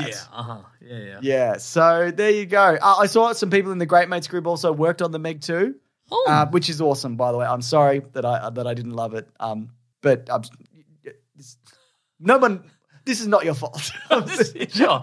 Yeah. It was a bad concept from beginning to end. No, I think the concept is solid. Yeah. Oh, did we say what we thought it was the best movie ever or the worst movie ever? God, look, I'm torn because I don't really think it's the worst movie ever. No, obviously it's not but okay. It should have been bloodier. Yes. And look, and also I understand why you can't because you're catering to a wider market, blah, blah, blah, blah, blah. I get it. But I mean, but right now, you're not going to – is this movie even going to make its money back? I don't know. So you may as well have gone for broke and just – Yeah, but if you get woke, you go broke. Because apparently Splinter's gay. I don't know if you saw that. I did see that, yeah. Also, apparently he's not gay at all. Whoa, all right. Well, now I don't know who to believe. Some people who saw the movie or some people who are paid to get mad at everything. I can't believe they made a rat gay. Right? Or they didn't. I can't believe that either. Anyways, do you know what's the time for? Well, you're saying worst movie ever? Yeah. Okay, I'm going to say... I mean, I know it's not like highbrow, because I think what to me this is supposed to be, it's not. Does that make sense? It falls short of being the schlocky kind of fun, dumb. And seeing the trailer, I was like, oh, they've really leaned into the silliness of it. But I don't feel they did it enough. Yeah, look, I'm also going to go with worst movie ever. I didn't hate it, but look, based around the current crop, I would have loved... Look what we've been getting this year so far, but, There's been some really what I'm good saying, stuff. I would have loved to have added to this current landscape of really great movies with a really over-the-top, stupid, violent... Exactly, monster movie with sharks and bloody and people getting chopped to bits and all that sort of stuff. Love Statham generally, but... What's not to like? That's right. And he's very tall. Yeah. A lot of people know that. Who wants a Yorkshire pudding? It's got some air in it for you. It's got some ear in it? Some air. Oh. Maybe some ear. It might have some ear. Look, I would have loved to have added, to this great current crop of movies at the cinemas. Yeah. Because then I could be like, movies are back. Every genre you could possibly want is here and kicking goals. But it is not. Yeah. It's a shame. Well, there you go. Yeah. Should we move it along? Let's move it along. To what? What we reading? Yeah? What we going to read? Whoa. Yeah. I'm doing the thing. What are we reading today? I've been busy. Go on. Well, I watch things. Oh, yes. I like to know what's going on. I thought you said you were busy. Yeah, I'm busy watching things for this show. What do you mean? Doesn't count. That counts. You climbing mountains? I have. You scuba dive? I have scuba dive. Did you scuba dive with the Meg? No, they don't exist anymore, do they? Well. So I should check? You should check. So the only acceptable answer is yes. I've been busy because I've been searching for the Meg, which I found.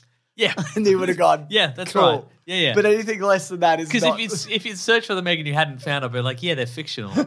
Dumbass. You dumbass. Anyway, you're busy watching content, are you? Yeah. Oh, okay. See, I would suggest that says you have too much free time. I want to get up and punch you, Mason. Well, you're too busy watching content, so you wouldn't dare. Yeah, and we'd be in a scuffle then. That's true. So I watched Invincible Atom Eve. Oh, yeah, great. Which is before the debut of Invincible Season 2, they released an episode which is the origin of Atom Eve from that series with her from a little girl growing into a teenager and her superpowers. Terrific. It is good. I agree. Really good. And you watched it too? Yeah, You've been busy. You've been as busy as I have. No, I'm not. I've been less busy. Okay. I'm a man of leisure. I don't know where I was going with this. It's not a fully formed idea. Yeah, no, I know. I was just reaching for anything to make fun of you. Yeah. And it didn't entirely work. No, I think I felt bad. So oh, good, great. I think it but works you know what I liked about it is that her powers are like Green Lanterns, but it's like it's very creative. It's like such creative use of those abilities. Yes. I think that was cool. There's a fight on like a freeway. Yeah. And it's just kind of, My God. It's just, she's they're rocking them and socking them. They're rocking them and socking them. Yeah. You find out more about where she's come from, who her parents are, all of that, like who created her. Really, really good stuff. So it bodes well for the new season, whenever that's out. Are they in it for the long haul? Amazon making this Invincible I think they show? are, yeah. Okay. I believe they are. I mean, it probably costs them nothing to make. Yeah, right. And people like it. So they don't care. Well, that's 2 wins for me. No. No. Seth Rogen? Seth Rogen. And Evan... Monroe Smith. Yes, Evan Monroe Smith. Evan Goldberg, yeah, that's Evan Goldberg, right. there we go. Cool. Terrific. Yeah, I don't know how much they actually have to do with this, but boy, they're among it, aren't they? They sure are. Yeah. Cool. Yeah. Anything else you've been doing? I haven't watched it yet, but I'm going to watch because I'm very excited. It's also on Amazon Video. Shin Kamen Rider. Oh. So it's from Hideaki Anno, who created Neon Genesis Evangelion. Yeah. Neon Genesis Evangelion. Yeah, I'm a big fan. And he also directed Shin Godzilla, which I enjoyed a lot. Yes. Which is real creepy and weird. But this is like a modern reinterpretation of Kamen Rider or Masked Rider, I guess, depending on where you're from, who's like a Japanese superhero. He's a motorcycle guy. Yeah. But I don't know if it's anything like Shin Godzilla. I'm excited for it. Good. He also did Shin Ultraman, but I haven't watched that yet. You also love The Terminal List, don't you, on Amazon? No, nobody don't likes you like that. it? With Chris Pratt. Yeah, he's like, I'm here to do some action on you. Yeah. Yeah. Too late, buddy. You're on the terminal list. What? That's right. It's a double level catchphrase because he always says, "Hey, buddy, you're on the terminal list," and whatever terrorist is like, "What? So what?" So what is that? And then we know the episode's kicked off. So you know, are you not allowed to do the action if you're on the terminal list? Is that right? You're forbidden? You are forbidden. Yes, that's right. Oh my god! Yeah. Cool. Taylor Kitsch is in that. Great. He was in John Carter of Mars. Yeah, he was Gambit. Nice. Oh, man. I heard he's in a great scene where he finds out he's on the terminal list. You'll never guess what his reaction is. What? And he has to go on the run. Yeah, he's going to go on the run. Wow. From the terminal list. Yeah. Yeah. It's just Minority Report that changed the words, but they did a find and replace and changed it to the terminal list. All right. Now that we've finished talking about the terminal list, oh, do yes. we move on to the next segment of the show?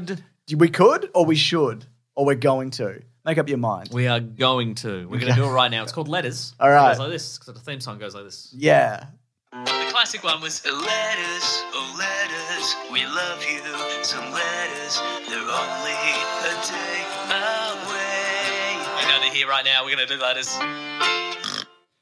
I get so many, like all my tweets that are liked, so many of them are just bots. Oh, really? Really okay. obvious bots. Uh-huh. I'm just looking now. Well, they're not called tweets now or whatever. I don't know. But, yeah. Oh, God. Just, fucking nightmare. I mean, it's always been bad. But anyway. If you do want to reach the show, hashtag #WeeklyPlanetPod. That's right. On Twitter or weeklyplanetpod@gmail.com. That's right. Do you have an email for us, Mason? This is from Jacob. He says, grab that Righteous Gemstones. Whoa, haven't seen that show. Same. Hey, James and Mason, just finished the latest season of The Righteous Gemstones and feel it's Danny McBride and Jodie Hill's best work yet. Ooh. It's got me on a Danny McBride kick, and I've been going back watching Eastbound and Down and Vice Principals. Yeah. It's been interesting to see the evolution of their story writing through these 3 different shows. And while Eastbound and Vice Principals were terrific, they've really been about to find a perfect mix of heart, character depth, and storytelling.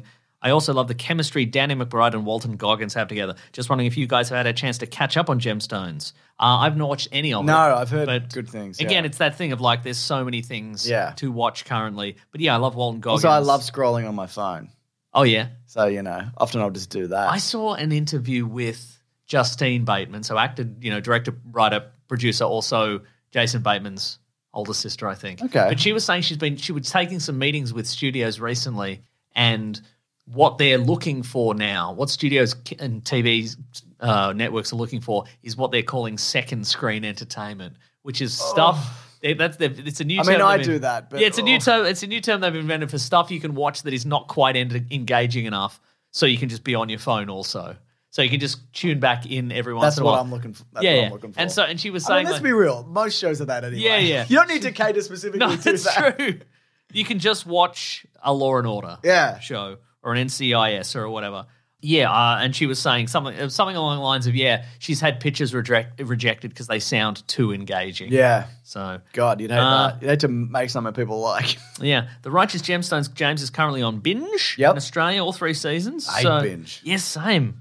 But I guess it's, love Danny McBride, love Eastbound and Down. Me Just too. very, very I good didn't see stuff. Vice Principal. No, neither did I, but Yeah. Let's get to it. I agree. Let's do it. Should we read a tweet? We should read a tweet. Do you want to read it together? Or do you Yeah, want let's me to read it in unison. Where is it? Can you send it to me? Yeah, I'll send it to you. Should be coming through any minute. Okay, 3, 2, 1, let's go. This is from William Robinson. William Robinson. What are you doing? Hashtag Weekly Planet Hashtag Pod. Weekly Planet Pod. Hey, James. Hey, James and Meso. Hope you're doing welcome. Backflips? Oh. Backflips. Well, I am. Hope you're doing well. The new Poirot film, A Haunting in Venice, looks exciting as it's shaking things up and entering the horror genre. Are there any other franchises you think would be ideal for leaning into the recent horror boom? Thanks. I haven't even watched the trailer for that movie yet. I have. Looks good. Yeah, okay. Yeah, Tina Fey's in it. Oh, okay. Yeah. I enjoy Kenneth I Branagh's. know, you Kenneth keep Branagh's talking just being about like, I'm gonna be a weird Belgian detective. I love doing it. Having my little adventures, and I get everybody around the table at the end, and I reveal who the killer is. He goes, yap, yap, yap, yap. He goes, yap, yap. I saw the yap. first one. I didn't watch the second one. Mm. Yeah, okay. Things that should lean into the horror genre. Are there any franchises that did that? Like the second one was like, and now this is a horror. Oh, that's a great question. I'm sure this exists. I mean, Marvel dipped their toe in with Werewolf by Night. They did that one time, yeah. And again, they need to slow everything down, but give me the Midnight Suns. Give me Werewolf by Night, Man Thing, put Doctor Strange on there, Blade, Black Knight, some others. Scarlet Witch can be back and be like, I changed my mind. Sorry, all right? Sorry, all right, God. Jesus, stop going on about actually, it. I'm not even sorry. This is an evil team, isn't it? Yeah. I'm not sorry. That's right. Fuck you, Blade. I'll turn you into spaghetti, mate. I'll do it. I'll do it. You thought I could only do that to Mr. Fantastic, but I can do it to anybody. I can turn anybody into spaghetti. What has taken a shift in horror? I don't know. Not a lot. I'm sure there's a franchise where like some do like the opposite, where like you got the Terminator. Oh yeah, and then right. You got Terminator, or like even Alien to Aliens. That's like, true. But I'm sure there are examples of this. James, do a little Google on the Google machine. What do I Google? Movie sequels that turn into horror. I mean, Star Wars does it every now and then. They'll be like, "Here's a spooky one." Evil Dead 2, no. Quiet Place, no. None of these are none of these. Email in, folks. Yeah, you'll know. This definitely exists. James, we're going to use the power of groupthink, which I think is great. And we're going to crowdsource and crowdfund. This thing. So everybody send in. If you're going to send it in and $1. And this will be our Office spin-off. Yeah, that's right. Like, I don't even know what to Google for this. I feel like I've got one. I just can't. Well, obviously, do I, Mason? No, that's true. Yeah. Anyway, here's an email from Rory. Subject line says Disney Plus. Whoa! Hey, Mason and James, just curious about your thoughts on the news that Disney is pulling out of the physical media market in Australia and New Zealand. No doubt other movie distributors will eventually do the same. Would this affect either of you, or do you stream everything anyway and who cares? It's a sad day for me since I still buy 4K discs of the big movies, as getting to the cinema is hard these days. Kids, mate, and I need the highest quality. The big question, I guess, is what will JB Hi-Fi order to fill their old DVD shelves? More Batman-themed puzzles? Yes, but also Funko Pops is the answer there. Kind regards, Rory from Cairns. Now, someone who's been across this is Dave Lee. Yeah, friend of the show, Dave Lee. He's been on this podcast. He's a big, like I've been to his place. Him and his dad are big physical media guys. Yeah. And he's like, if you're looking for like DVD reviews and stuff like that, he goes through like extensively what's available and when things are out and whatever. Yeah. And a lot of the stuff also he obviously buys online, and a lot of those shops are even closing down, like the physical media stuff in Australia. Which sucks. Like I love the idea of physical media, but I just don't want to do it because I would just be caught up in it, and it would be me constantly chasing. Also, I don't really rewatch stuff. Yeah, right. I think that's also the nature of this job, and it is a job, Mason. I know you think it's not, but it is. I think it's a lark. Is that I don't go back often. I'll go back for work. Yeah, right. But I don't often go backwards. For anything else. And if I need something, it's on streaming. And if it's not, I'll use VPNs and maybe other ways or whatever. Ooh. But I'll pay for something if, when I can. Yeah. But I love the idea of physical media. I don't think this is a testing ground to see what they can do. But I think it's always going to be available. Maybe not for everything, but it will just be more niche and more expensive. Yeah, I mean, there are a lot of companies that do niche luxury releases of like... And like limited run games and premium releases. What's the name? TerraVision do like horror stuff, and there's Dead End DVD that do kind of, cult classics and that sort of stuff. Generally, what I do often is if I'm recommended something, I will check to see if it's on any of the streaming services, and if it's not, I will attempt to buy the Blu-ray, which is sometimes can be quite difficult. Because a lot of the time, if it's a movie that's more than a few years old, they've just stopped pressing it. Absolutely. You can't go down to JB Hi-Fi, which is our local, what is it, like a Best Buy or whatever? Yeah, it's Best Buys. So oftentimes I'll go to eBay and there'll be like somebody who has just a warehouse of Blu-rays or whatever, and they have some copies of it, and I'll get that. So, I got Strange Days recently. Remember that movie? Which one was that Strange Days? It's the one where it was a future in which you could we had a really strange day. Yeah, everybody had a really strange day. It's the one where the drug, the world's like drug, was you could replay people's memories in your mind. Do you remember that? Oh, Angela I haven't Bassett's seen in it. this, Ray yeah. Fiennes is in it. It's really good. And I got that recently, but that was kind of a heck of a time it's to got find a that Blu-ray. guy. Yeah, it's Michael Wincott. Yes. Damn. Yes. Catherine Bigelow directed this. Yeah, that's right. That's what I'm saying. Cool. And that, Danny D'Onofrio's in this. that came about because somebody was like, "Oh my god, remember Catherine Bigelow directed Strange Days?" And I'm like, "Oh, you haven't seen that? It's probably on streaming." Juliette Lewis. Of course, it's not on No, streaming. it's So not. I had to track it down. But that's William Fichtner. Yeah. I'm gonna watch this. And I do it. Yeah, cool. Well, you can't have my copy on Blu-ray because it's the only copy left in the world. Apparently, somebody says it's the greatest cyberpunk movie ever made. That might be true. Cool. We got another tweet.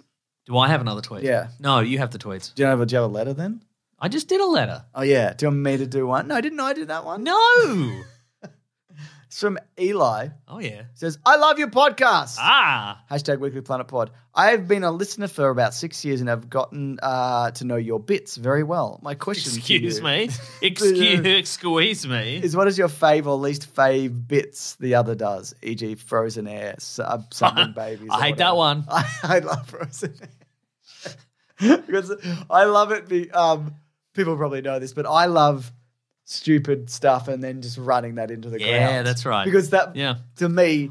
I also don't think of anything we do as like, well, that's my bit and that's your bit. No. Like, it's like, Well, yeah, because I feel like I don't often come up with a funny thing anyway, so I wouldn't feel confident claiming it. But also, the few times I've had to run the show here, like if you've been away or whatever, it's very difficult to... Oh, is it? To run the show and also be real funny. I got this as a tweet from me. I got you. I knew it. So good job over there. Yeah, I think I know it because I don't think I'm particularly funny. I think like for a normal person, like a bog standard person, I'm probably slightly funnier than a bog standard person. Someone who lives in a bog. Yeah, but I'm not a professional. This is turned into something else. I'm not a professional comedian by any stretch. I think you're much funnier than me. I'm also not a professional comedian though. But you are much funnier than me, is what you're saying. Yeah.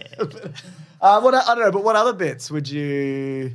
Yeah, I don't know. I just like driving. I think all the funniest stuff, we're not there yet, unfortunately. It's 10:30 p.m. Yeah. And usually the funniest stuff happens after 11, I Yeah, find. that's true. But it's, where we break. We break, yeah. Yeah, so. absolutely. I mean, whenever I listen back to like the best ofs that Robert Collins puts together, like that's when I'm like, oh, that was funny actually. Yeah, right. And when sometimes people will start a thread and be like, "What's your favorite bit?" and I'm like, huh. Oh no, that was funny. You know what happens is whenever we get to the end of the year and Rob Collins is going to put together the best stuff, I'm always like, I don't know if we said anything funny this year. Yeah, it does worry me.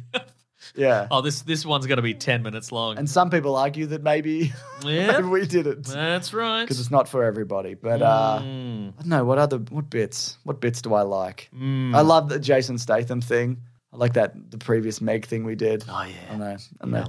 I love doing my funny little voices. Yeah. Good. You love funny voices. Yeah. But also like I love just talking funny on a microphone like this, and hopefully it turns into a joke. Hopefully it turns into something, yeah. Sometimes it doesn't though, you're just talking like this for a while. Just talking like this for a while. Just fun to do it though. Absolutely. It's just for me, you know. And if it turns into a joke, that's fine. And I'm going to not help this turn into a joke also. That's good. It's got to stay just nice. like I like this. it when one of us shoots down the other guy's bit. I think that's funny. But yeah, I don't know. What was that? I also like it's I think also what we do specifically is it's if you could call it a job, Mason, is that it's only something that we can kind of do together. Yeah, right. Does that make sense? Mm-hmm. Like so it's on my own I'm I'm half a man, Mason, is what I'm saying. I'm weak. Wow. And that's why we get into our traditional podcast recording trench coat. That's right. And we record shoulder on top of your shoulders. And we go to Claire and we go, one ticket to recording a podcast, please. And she goes, okay, here you go. She plays along. She does. She certainly does, yeah. And then we go in, we're like, ha, it was two of us the whole time. Do you have another letter? This is from Brendan. Brendan? And he says, who's in need of a hit? Me. Good morning, boys. I've been thinking about Owen Wilson of late, and I love the bloke, but he's not had a decent movie lately. I mean, Paint is apparently arse, and the Haunted Mansion is bombing, but he seems to skate by. Do you think he's in need of a hit movie, and can you think of any other top brass actors who need to make a banger to save their careers? Got to make a hit movie. Keep up the good work from Brendan. That's a great question. Well, he's in Loki at the moment. Yeah, that's true. Not a movie, but yeah. He was that Iron Man dad straight to streaming. He was Iron Man dad. You know what? He was in the movie Marry Me with Jennifer Lopez. When was that? Oh, that was quite recently, right? I liked it. I thought it was like if you like. You know, like 90s, early 2000s rom-coms, which also have these two in it. Yeah, right. Then this, I think, is a nice little throwback to that. I think that's a really fun one. Yeah. Do we need them to be in a hit, or do they can just be in a good movie? Okay. You know what I mean? Actors who need a hit. I'm Googling it. Are you going to Google it? Just to see what Google thinks they're a bunch of losers. Actors addicted to heroin. Oh, no. They don't need a hit of that stuff as far as I'm concerned. They got Charlie Hunnam here. See a picture of, here we go, What Culture. 10 top-class actors in desperate need. Of heroin? Come on, What Culture. They've started me at number 2. Wow. Maybe they go in random order. Here we go. Keira Knightley. Okay, sure. Maybe, yeah. Are these going to be people who have just sort of dropped off the radar a bit? Yeah. Here's the thing as well. A lot of the time, it's just public perception of like, well, these people have like. One I always think of as John Hamm. Yeah, and people are always like, well, he never made it as a movie star, did he? Because he hasn't been in the MCU, has he? And you never see him do it. He's never a big star in a big movie or whatever. And it's like, I don't think he needs to be. Like he was critically acclaimed on Mad Men in an era when TV was the thing you tuned into every week. So millions of people would have seen him in that and gone, everybody in that show is great. Yeah. And a lot of weeks he's the best thing in that show. Yeah. And he would have made enough money to never have to work. 30 Rock, he's very good in that. He's in 30 Rock, he's in Top Gun Maverick. Yeah. He seems to just, like a lot of people. He's in Good Omens. He is in Good Omens. Do you watch season 2? Not yet. We'll talk about that next week. Yeah, nice. Yeah. Then we don't have to watch Gran Turismo. No, we have to watch both of those too. I've already watched Good Omens, so it'd be disrespectful of me to not continue watching other content. That's true. I think you've made a perfect. You've trapped me in a web of logic. Like it's that thing of like he's probably achieved all he wants to do, and it could be. It's the same with a lot of people. Where it's like, oh, they didn't make it. Well, maybe they just thought Hollywood sucked, and they don't want to do that, you know? Maybe they just do fun things that they want to do. Next up, we've got Johnny Depp. I'd like to see Christopher Eccleston. Oh, yeah. I don't know why that thought. Probably Good Omens, David Tennant. Is Eccleston in The Leftovers? What show is that again? They have the one where he the is. He's a priest or something. That's what I thought. Yeah, I remember vague memories of that. Great show. But I would like to see, because he's great, and you know he came to. I only want to see him do Doctor Who and nothing else. Okay, great. And I'd love to see him show up in. Well, good luck buying any DVDs of that in a Snake Eyes sequel. Yeah, nice. As Metal Face Man. Well, see, that's exactly where you're going with that. Is that he got the juice from Doctor Who, then he went to America and he did a bunch of big Hollywood movies that he hated. So I'd like to see him just in a good, he's very good. A good movie, you know? That's my pick. We have Mike Myers. So just make my way through this list. Steve Carell. Again, like Steve Carell was in the biggest show in the world and he's proven himself in like dramatic performances. Yeah, What do you mean he needs a big hit? Chloe Grace Moretz, I guess. She was just in The Peripheral. Oh, yeah. I watched some of that. Nice. Liam Neeson. Again, I guess. But again, like, I think this is the larger picture of like, I don't think Liam Neeson wants to. If he can just come in and work on a set with a director he likes and do one of these, put on a trench coat and hold a gun, and then have a bit of fun, and you know he sees everybody he likes, and he gets paid a big chunk of change, and he because you know he was in Schindler's List. Exactly. He doesn't have anything to prove as far as like nope. You know, like. He can work with big directors and he can do a great performance and whatever.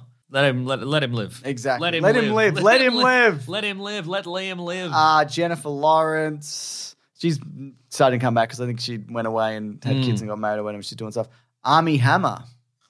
This is from November of 2020, by the way. Okay, right. Just so you know. Right. He does need a hit, though, doesn't he? Don't you think? Yeah, he does a big hit. You can tell this is dated. Alden Ehrenreich. Again, we talked about he's him. come. See, that's perfect. Really good. I reckon, had I thought of that weeks ago, I would have said, Alden Ehrenreich, he should come back. But damn, number one is Fassbender.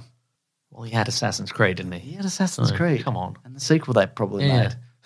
Assassin's Creed 2, back on the swing arm. You know? Assassin's Creed 2. Get me off this swing arm. Nice. It's dangerous. Mason, you got any more? Nope, that's everything. Got one here from Amanda just quickly who says, hello, mates. If you could have absolutely anything at all. If you could have absolutely anything in the world from anywhere in the world to $1 million, millions of dollars. No, to eat. $1 million still? Yeah, $1 million. Yeah. In coin? Yeah. To eat at this very moment. With a series of hot sauces on them. At this very moment, what would it be? Bonus, what food does Melbourne do best? Here in SoCal, it's definitely Mexican food. If I could have anything. Well, I've eaten dinner already. Okay. But is this magical? Is this magical food? No, just have food from anywhere in the world. Oh, nice. God, what would I have? Probably Red Rooster. And in Hong Kong, they do these bubbly waffles. Oh, okay. You get like a big sheet of bubbly waffles. And they're delicious. I've never had that. They're good. What would I have? God, let me think. What's a good thing I love? Food, just good food. Yeah. Really good dumplings from anywhere. I love a freshly made hot cinnamon donut. Just a hot off the roll. I would go a hot jam donut. Well, all right. But not too hot. Not too hot. No, I don't want to burn into it and bite into it and die. No. But yeah, what does Melbourne do best? Melbourne does a bit of everything, honestly. There's not really... Melbourne does good Greek food. Yeah, that's true. Big Greek culture here. But I think there is a lot of good food in Melbourne. But there's not a lot of... Like Australia not doesn't where have... I live. Australia doesn't have... No, there's no Australian cuisine. We don't have really. any culture. Yeah. It's true. People think it's being a larrikin, but we're not. We're all cops. The website What Culture is actually... That's named after Australian culture. Yeah, exactly. Nah. Australia does... Melbourne does great Italian and Greek there's food. Indigenous culture, but, we're actively destroying that. That's true. Yeah.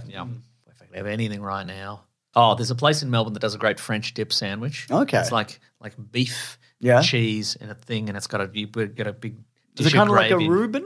Yeah, it's a little bit like a Reuben. Okay. Yeah. Great. And listener Harry works there. Oh, really? It's called Butcher's Diner. It's the top of Burke Street. Cool. Tell them I sent you, and they'll be like, Who is that?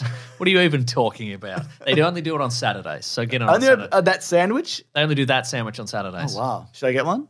No, I'm going to get all of them. I got 2 last time. Yeah. All right. Yeah. All right, Mason. All right. Should we wrap it up? Yeah, we should wrap it up. Folks, thank you so much for listening to the podcast. Wow. We appreciate it. Thank you for telling your friends about it. Yep. Thank you for subscribing. Thank you for leaving a 5-star review on any podcast catcher of choice. I'll come back to this. I haven't done it. Okay. Do the rest. James, I'll come back to it. do you have any 5-star reviews there? Do you have any? Are you fucking deaf?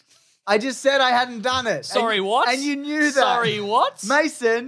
Excuse me? I know you heard me. Okay, folks, if you want to get in contact with us, you can go to weeklyplanetpod at Gmail, Facebook, and Bandcamp. It's not 11 o'clock yet. Slow your roll, James. If you want to get in contact with us, you can go to weeklyplanetpod at Gmail, at Facebook, at Twitter, It's at Bandcamp. hard running the show, Mason. No, remember how you admitted that? No, I've never admitted anything.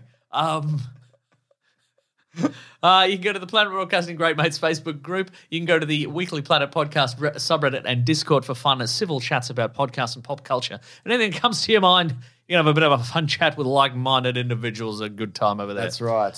Folks, if you want to support the show, you go to patreon.com/Mr. Sunday Movies, chucking a buck, or any amount you wouldn't miss. You can go to bigsandwich.co, $9 per month, bonus podcast, movie commentaries, early videos, video game Let's Plays. If you want to follow some people on the socials, you can follow our friend Raw Collings. He's at Raw Collings on Twitter. Whoa. He's at The Weekly Planet on Twitter. He'll keep you updated on all things The Weekly Planet. He does amazing videos like that video on Secret Invasion. That's where right. I was like, click on this. It's probably just a static image of a Skrull or Nick Fury or whatever. Yep. And Which then we it was also just- do. And then it was just a full video. Yeah. Thank you to Fidel and Maisie and Who does Swabi. said static images, by the way. That's right. Yeah, not by accident. Oh, That is purposefully. that is I intentional. love that. Yeah. And they also help out on the TikToks and Yep. the Facebook groups and all sorts of stuff. You can also follow myself at Wikipedia Brown on Twitter, Whoa. the Everything app. or on Nick Maso on Instagram. James is Mr. Sunday Movies everywhere. Yep. I also got reviews. Oh, yeah, nice. You can do this in app. This one's from Birdman9876 who says 5 stars. I guess this is good. Been listening for years, but it only took Mesa and that other guy pestering me for the last 300 episodes to leave a review. Yes. An app, of course, and finally I did. So good job, I guess. Listen if you want.